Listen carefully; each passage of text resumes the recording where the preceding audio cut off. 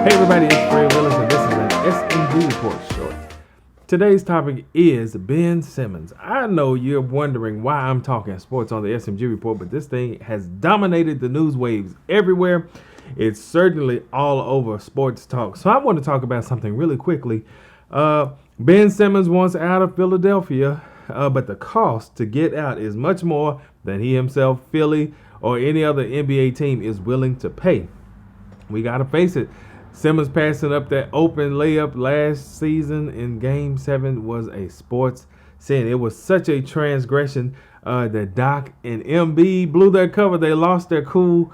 And, they blew their cover. They said, Doc said, I don't think we can win a championship with Ben Simmons leading the team. And Ben Simmons took issue with that. Embiid, who is normally complimentary of his co-star, he just let it all hang out, and rightfully so. He was frustrated. They are tired of losing in Philly.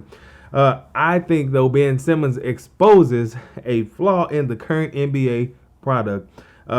It penalizes, in my opinion, athletes for staying an extra year in college. Zion Williamson played his freshman year at Duke, and even Coach K said, hey, man, leave and go get your money. But this, and you see players who stay in college longer. For some of them, their stock draft drops. They may not have a good season, their final season, the season they stay. There are injuries that they could face. But they come into the league, some of them come into the league uber talented and uncoachable. Others come into the league and their game has not fully matured. It's on the college level, it's dominating there, but it has not matured into a professional level league type game, right? And so for some of them, it's too late to develop their game. What you get with them is what you get. You get what you get. Think Lonzo Ball and that shot of his. He's on yet another team, and that shot of his is that needs some work. It's being worked on, right? And so another issue is personal maturity, and we see this with Ben Simmons. What happens to proving the doubters wrong? This is what I think about whenever I think about this saga. This saga is such a saga now.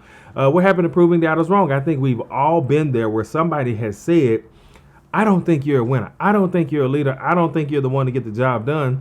And so I grew up 20, 30 years ago, where when we were told something like that, that meant prove me wrong. Even if the person who said it thought it was true. And so, Ben Simmons instead wants to take his ball and go home with nowhere to go.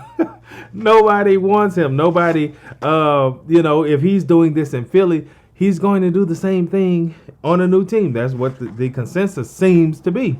And so I'm asking this question because we've got to totally think about this saga and what it means, not only for Ben Simmons, but players coming after him. The precedent is setting right now.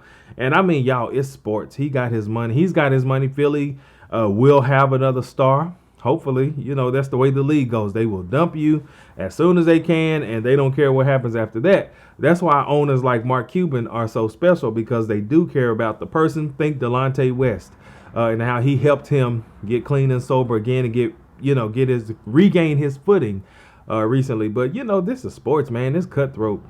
Even stars, the face of the franchise, when their season is up, they're on the trading block just like everybody else. So I said this: he could be mad and still play. He could do Kwame Brown and do the whole Kwame Brown tour, air them out and still play. The team chemistry will suffer, but it's suffering now. Remember how MJ and Magic, have you ever read their biographies or autobiographies?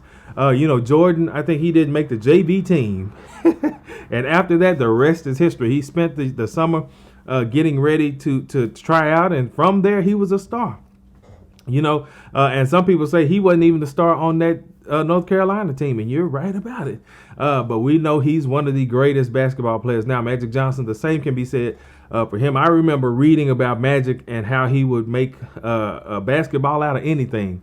He would ball up socks and shoot them into the laundry basket and things like that. Anything he would make a hoop out of and do that. So with Ben Simmons, man, I don't really know what's missing. But I know he's a multimillionaire. He is a gifted athlete.